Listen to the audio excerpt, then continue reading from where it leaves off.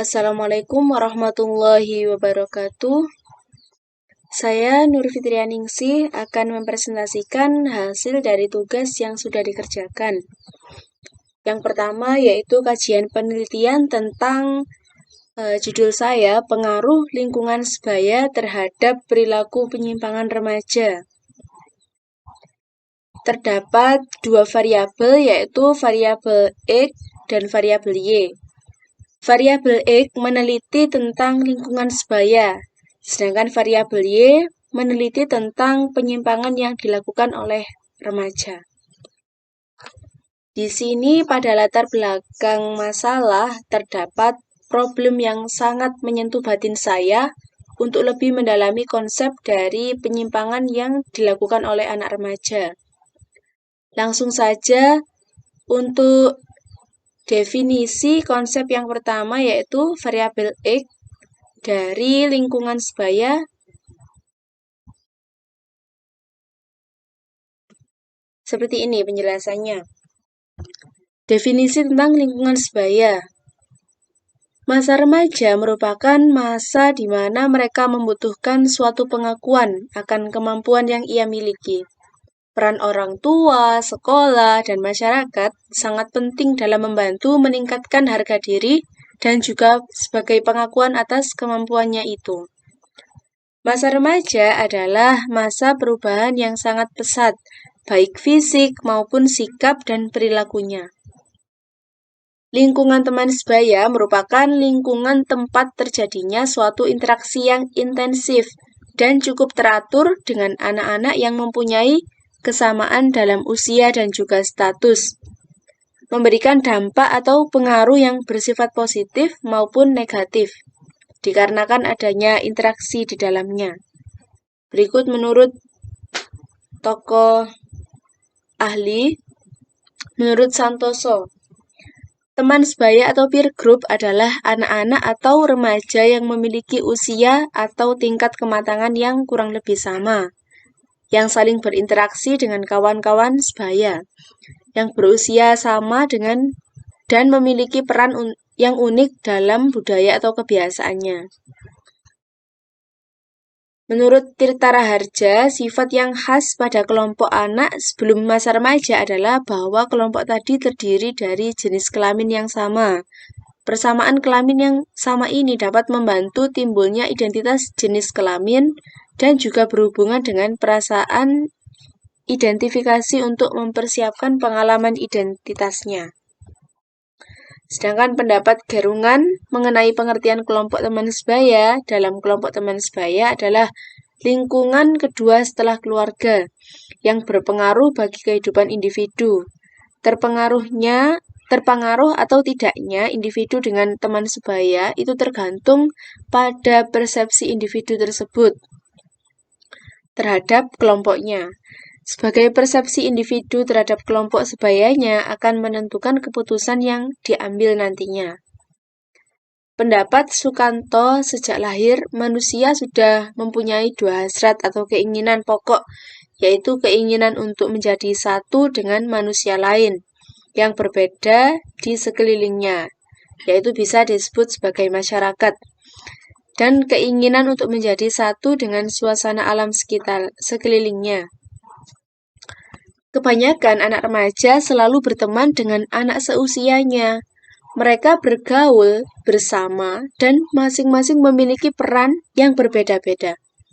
Pasti ya, ada yang suka main bola, ada yang suka bermain game online, apalagi media sosial masa kini yang lebih banyak berperan kepada anak remaja, seperti Facebook, WhatsApp, TikTok, dan sebagainya. Anak remaja pasti mengalami yang namanya perubahan dalam perkembangan sosialnya, dan itu sangat berkaitan dengan pematangan seksual pada masing-masing individu.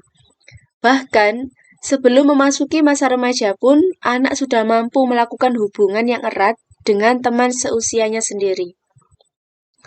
Dari dulu sampai saat ini, anak remaja memiliki jaringan yang lebih banyak karena tetangga dan juga teman-temannya adalah salah satu faktor dari jaringan tersebut yang dapat ia jadikan anggota dalam kelompoknya. karena lebih dekat untuk saling berhubungan daripada dengan teman sebayanya yang lain. Anak remaja yang mempunyai suatu campuran dengan teman-temannya dari berbagai macam kelompok, misalnya dalam berteman ada yang nakal, perilakunya buruk, dan lain-lain. Ketika interaksinya semakin kuat yang menyebabkan kelompok saling berhubungan satu sama lain, akan berbahaya bagi remaja yang awalnya baik menjadi buruk.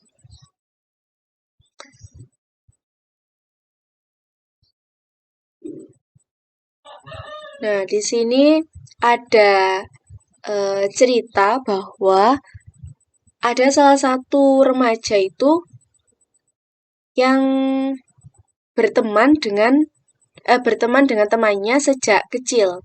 Nah, sejak kecil itu dia berteman. Ketika menginjak masa remaja, mereka berpisah karena yang satu tetap di rumah atau sekolah di dekat-dekat rumah, dan yang satunya itu mencari ilmu di pondok pesantren. Jadi mereka berpisah karena keadaan. Nah, ketika anak yang dari pesantren ini liburan ke rumah, otomatis dia kan berteman ya, kayak berbaur lagi dengan temannya yang dulu. Nah, mereka ini ingin keluar bareng, ingin bermain di luar bareng, dan dia berboncengan dengan temannya. Anak yang dari pesantren ini membonceng temannya yang kebiasaannya di rumah, dan anak yang kebiasaannya di rumah ini ternyata punya pergaulan yang sangat bebas, dan dia bisa dikatakan sebagai anak yang nakal. Nah, temannya yang dari pesantren ini kan nggak tahu ya, nggak tahu kalau teman sahabat karibnya dulu itu sekarang sudah berubah menjadi anak yang nakal, karena dia temannya yang dari pesantren tadi itu karena santri, dia tidak mau suudzon kepada orang lain. Oleh karena itu, beliau anak yang remaja dari pesantren tadi itu menganggap temannya ini sama saja, semuanya temannya itu baik, berprasangkanya itu baik. Nah, ketika dia berboncengan keluar rumah ya, kayak dolan keluar. Nah, anak yang dari pesantren ini dia membonceng, jadi dia bagian depan, dan temannya yang nakal ini yang dibonceng, jadi yang duduk di belakang. Nah, anak yang dari pesantren tadi itu nggak tahu kalau temannya ini benar-benar nakal, dan kebiasaannya yang buruk itu salah satunya yaitu menjadi copet. Nah, ketika dia keluar, anak yang dari pesantren ini kan sudah seperti biasanya ya, saling berkomunikasi yang baik. Lalu ketika temannya ini berbuat buruk dan diketahui oleh orang lain, maka secara otomatis anak yang dari pesantren tadi itu ikut dianggap buruk oleh masyarakat. Itu salah satu remaja yang karena lingkungan sebayanya buruk, yang awalnya baik bisa dianggap menjadi tidak baik. Karena pada masa remaja ini, ia lebih mementingkan perannya sebagai anggota kelompok yang tidak memiliki peran sendiri dalam pribadinya. Tidak bisa menentukan sendiri apa tujuan yang akan dicapainya. Ia hanya ikut-ikutan dengan apa yang kelompok lakukan. Terkadang juga karena paksaan teman yang membuatnya sulit membentuk keyakinan pada dirinya sendiri. Lingkungan teman sebaya merupakan lingkungan kedua setelah lingkungan keluarga. Terpengaruh atau tidaknya bagi remaja itu tergantung masing-masing individu yang menjalaninya. Karena yang akan menentukan hasil adalah diri sendiri, apapun keputusan yang akan diambil untuk kedepannya. Remaja menyediakan suatu lingkungan, yaitu tempat untuk melakukan sosialisasi dengan nilai yang berlaku. Tidak lagi ditetapkan oleh orang dewasa, melainkan oleh teman seusianya. dan tempat untuk menentukan jati dirinya. Namun, apabila nilai yang dikembangkan dalam kelompok sebaya adalah nilai negatif, maka akan menimbulkan bahaya bagi perkembangan jiwa individu. Kuatnya pengaruh kelompok teman sebayanya juga sangat membuat lemah ikatan seorang remaja dengan orang tua dan juga keluarga. Aktivitas yang menjadi kebiasaan dirinya juga akan ikut lemah. Namun, ketika seorang remaja sudah terpengaruh dalam kelompok, akan banyak menghabiskan waktunya di luar rumah daripada di dalam lingkungan rumahnya sendiri. Kelompok sebaya memegang peran penting terhadap individu yang berkaitan dengan sikap, pembicaraan, minat, penampilan, serta perilaku yang remaja lakukan, seringkali meniru dengan anggota kelompoknya. Maka kesempatan bagi seorang remaja untuk diterima oleh kelompok sebayanya menjadi besar, karena mau meniru dan mau nurut kepada anggota kelompoknya tadi. Kenakalan remaja juga muncul akibat terjadinya interaksi sosial di antara remaja itu sendiri dengan kelompok sebayanya. Peran interaksi dengan kelompok sebaya tersebut dapat berupa peniruan, penempatan, memprovokatori, ketertarikan. Remaja juga dapat meniru kenakalan yang dilakukan oleh teman sebayanya. Sementara itu, yang mempengaruhi bahwa kebutuhan-kebutuhan dan penggunaan nafsa adalah remaja yang semula baik menjadi nakal. Kuatnya pengaruh kelompok sebaya yang mengarahkan remaja nakal atau tidak juga ditentukan bagaimana persepsi remaja terhadap kelompok teman sebayanya tersebut. Berteman dengan teman sebaya memang diperbolehkan karena sebagai tempat memperoleh informasi yang tidak ada di dalam keluarga. Dapat juga untuk menambah kemampuan sebagai tempat kedua setelah keluarga yang mengarahkan dirinya menuju perilaku baik, serta memberikan ia masukan atau koreksi terhadap kekurangan yang dimilikinya. Remaja memiliki kecenderungan bahwa teman sebaya adalah tempat untuk belajar bebas dari orang dewasa, belajar menyesuaikan diri dengan standar kelompok, belajar berbagi rasa, bersikap sportif, belajar menerima dan melaksanakan tanggung jawab, belajar berperilaku sosial yang baik, dan belajar bekerja sama antara satu sama lain. Di dalam Islam, berteman pun dianjurkan seperti yang dijelaskan dalam surat Al-Hujurat ayat 13, yang artinya, "Hai manusia, sesungguhnya kami menciptakan kamu dari seorang laki-laki dan seorang perempuan, yang menjadikan kamu berbangsa-bangsa dan bersuku-suku, supaya kamu saling kenal-mengenal. Sesungguhnya orang yang paling mulia di antara kamu di sisi Allah ialah orang yang paling bertakwa di antara kamu. Sesungguhnya Allah Maha Mengetahui lagi Maha Mengenal." Makna kata mengenal dalam surat di atas bukan hanya sekedar mengenal nama, tetapi mengenal karakteristiknya, kepribadiannya antara satu sama lain. Semakin dekat jarak fisik, kemungkinan juga akan mengalami kontak secara berulang dan dengan demikian mengalami paparan berulang terhadap suatu tindakan baru. Biasanya akan berakibat pada evaluasi yang semakin positif terhadap tindakan tersebut atau bisa juga disebut repeated exposure. Memiliki teman memang suatu hal yang positif, sebab teman dapat mendorong pemuasan dan menolong dalam mengatasi stres. Tetapi teman juga bisa memiliki efek negatif jika mereka antisosial, menarik diri, tidak suportif, argumentatif, atau tidak stabil. Jadi dapat dikatakan sebuah komponen dasar dari sosialisasi adalah adanya proses pertemanan. Hal ini melibatkan interaksi antara dua orang atau lebih yang memiliki tujuan dan berbagai kesamaan dalam persepsinya.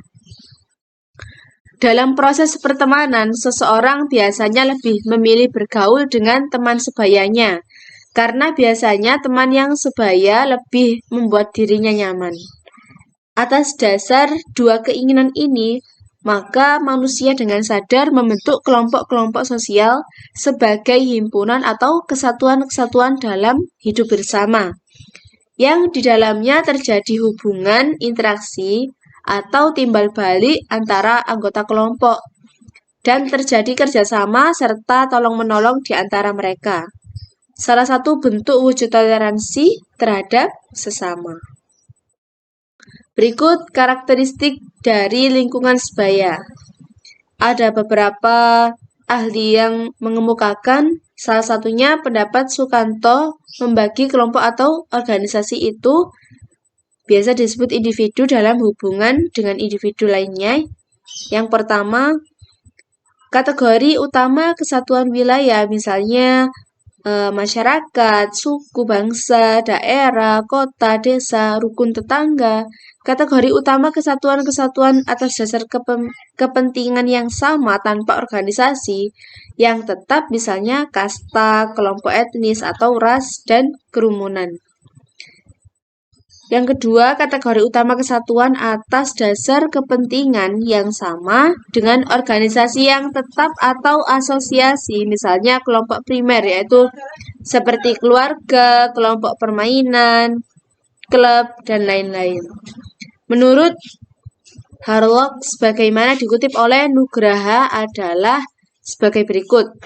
Kelompok sebaya yang bersifat informal. Maksud dari kelompok sebaya yang bersifat informal ini yaitu dibentuk, diatur, dan dipimpin oleh anak itu sendiri. Misalnya kelompok permainan, kelompok yang ada di gang rumah, dan lain-lain.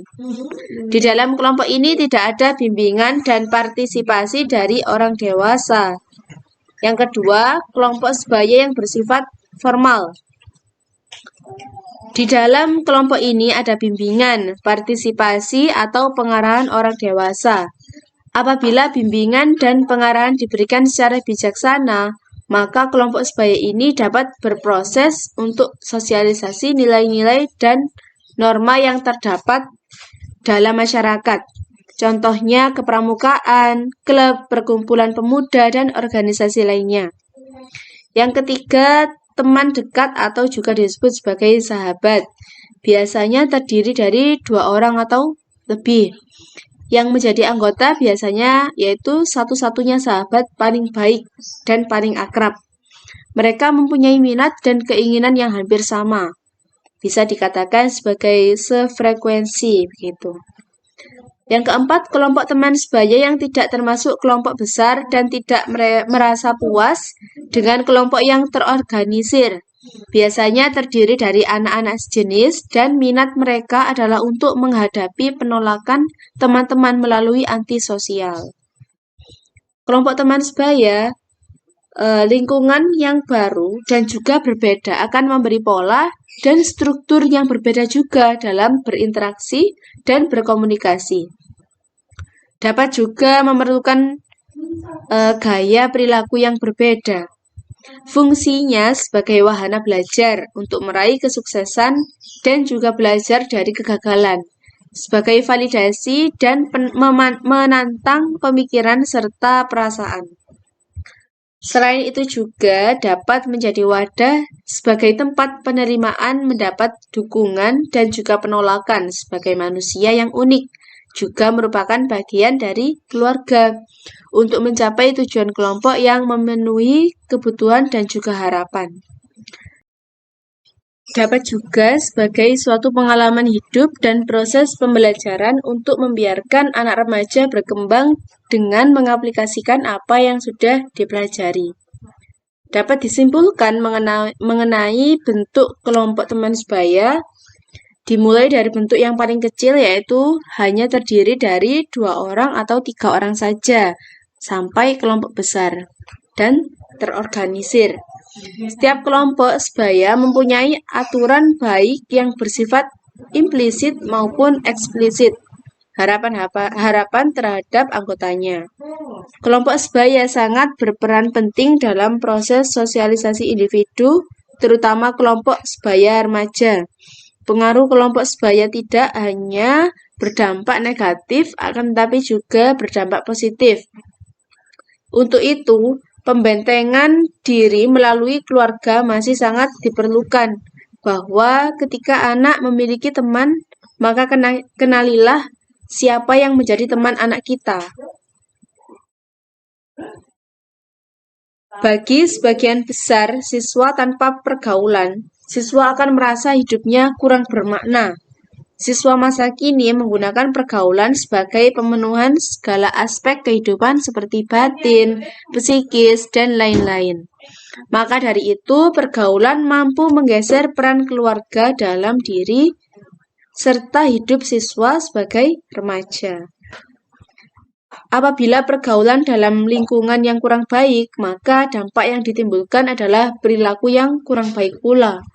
Apabila lingkungan sekitarnya cenderung mengarahkan siswa pada hal yang baik, maka perilaku yang dihasilkan akan bersifat positif. Dari hal tersebut, siswa diharapkan dapat selektif dalam memilih teman untuk bergaul. Namun bukan dilihat dari bidang ekonominya, melainkan dari perbuatan atau karakter dalam pergaulan tersebut. Peran orang tua dan guru sebagai pembimbing dan mengawasi siswa sangat diperlukan agar siswa tidak salah dalam memilih pergaulan yang menyimpang. Jadi dapat disimpulkan bahwa pergaulan teman sebaya pada siswa yang memasuki masa remaja mampu merubah perilaku seseorang yang awalnya berbeda dari lingkungannya menjadi sama dengan lingkungan pergaulannya tersebut. Karena pergaulan mampu mempengaruhi pola pikir seorang anak remaja. Definisi perilaku penyimpang yaitu dari variabel Y. Penyimpangan merupakan perilaku yang dianggap sebagai sesuatu yang tercela. Para ahli sosiologi juga mengemukakan bahwa penyimpangan bukan sesuatu yang melekat pada bentuk perilaku tertentu, tetapi diberi ciri penyimpangan itu melalui definisi sosial. Perilaku menyimpang bisa juga dilakukan dengan tidak sengaja, seperti karena si pelaku tidak memahami aturan-aturan yang ada, berbeda dengan perilaku yang disengaja. Kalau yang disengaja, dia kan sudah tahu aturan-aturan ini yang baik, ini yang buruk. Nah, sudah tahu kalau ini yang buruk, kenapa dilakukan itu yang secara sengaja. Kalau yang tidak sengaja, dia memang tidak tahu, belum tahu kalau itu perilaku yang buruk, begitu. Ini ada pengertian penyimpangan sosial menurut tokoh ahli. Sudah saya jelaskan di atas tadi, dan ini kita anggap sama.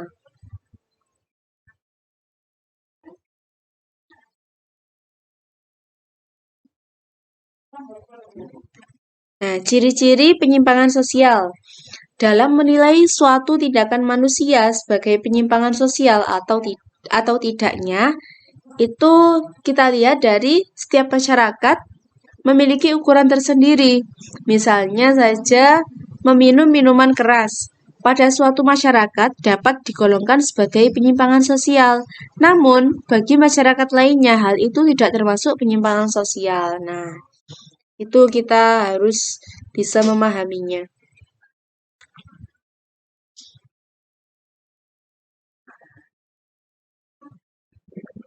Nah, hasil penelitian menunjukkan bahwa masih adanya siswa yang melanggar peraturan sekolah dan melakukan penyimpangan-penyimpangan akibat dari adanya pergaulan siswa dengan teman sebayanya.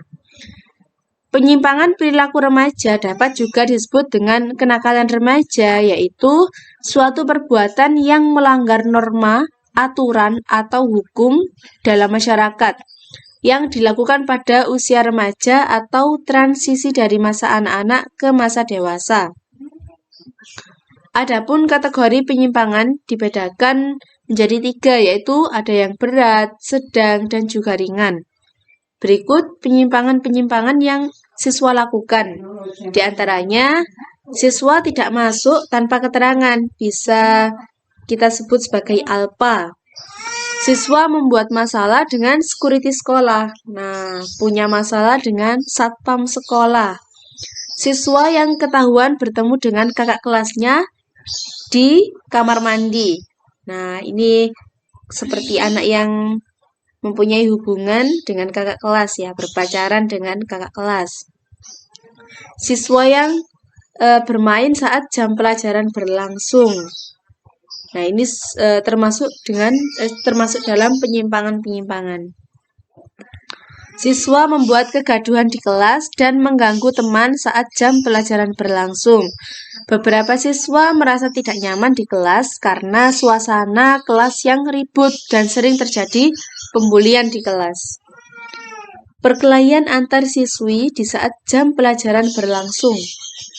Adapun penanganan yang dilakukan oleh pihak sekolah, yaitu penanganan dari penyimpangan-penyimpangan itu bisa dilakukan diantaranya siswa diberikan surat pernyataan dan siswa menambah alpanya, maka akan dilakukan pemanggilan orang tua siswa.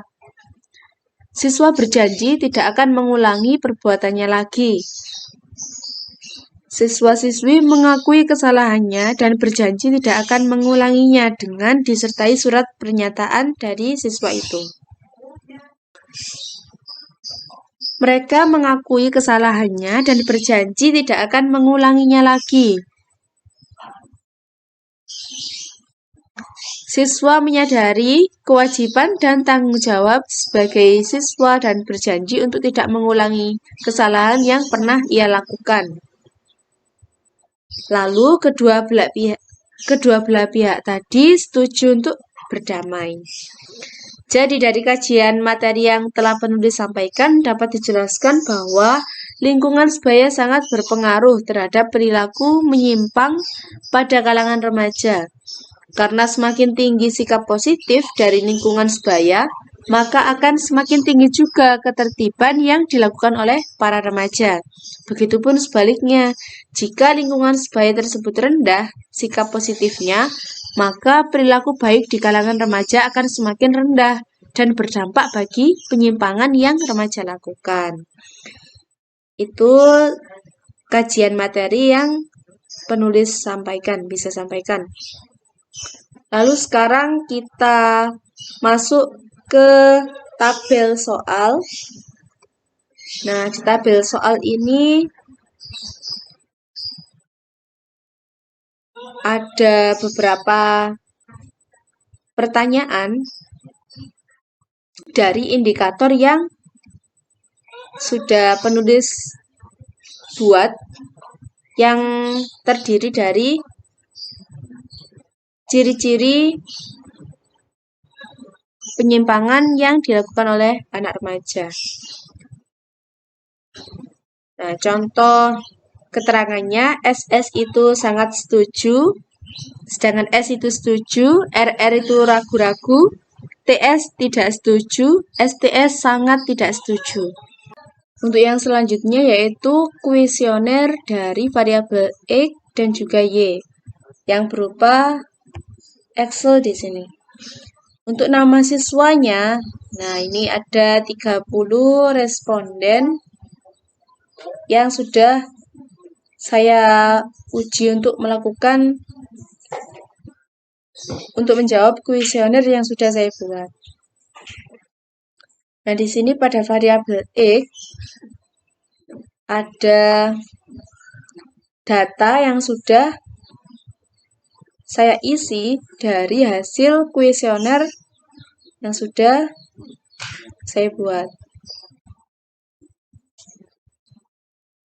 Pada variabel Y,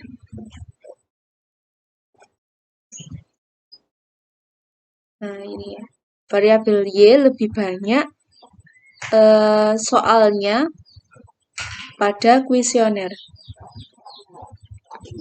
Langkah selanjutnya yaitu uji korelasi menggunakan SPSS.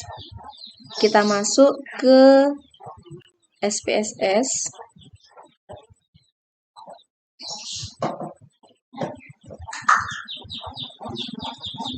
Aplikasi SPSS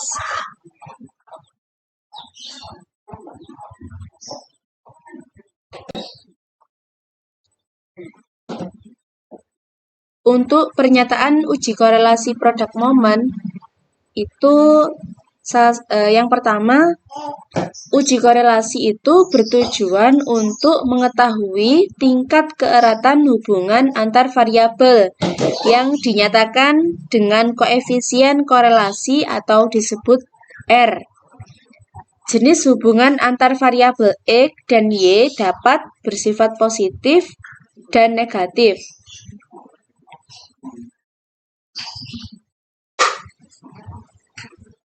Ini menunggu aplikasinya terbuka.